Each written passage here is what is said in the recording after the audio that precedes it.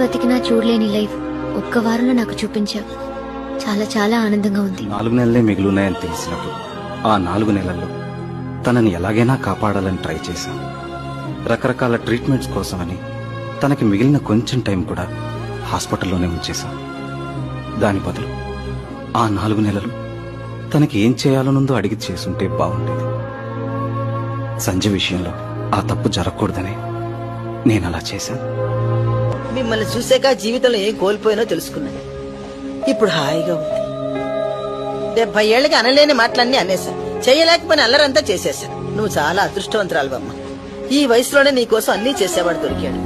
నేను తర్వాత చూద్దాంలే అని ఇంత దాకా తెచ్చుకున్నాను. మా నాన్న ఎప్పుడు మా అమ్మని బాగా చూసుకోలేదు. చివరిలో హాస్పిటల్ ఉన్నప్పుడు కూడా ఆయన సంపాదనలో బిజీగా ఉన్నారు. నువ్వు రాకముందు నాకు అన్ని రోజులు ఒకేలా ఉండేవి. కానీ నువ్వు వచ్చాక రోజుకొక వింత, ప్రతిరోజు ఫ్రెష్ జ్ఞాపకాలు.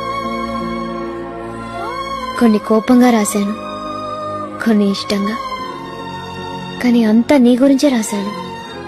ఎందుకంటే నాకు పడుకోబోయే ముందు చివరి ఆలోచన, లేచాక మొదటి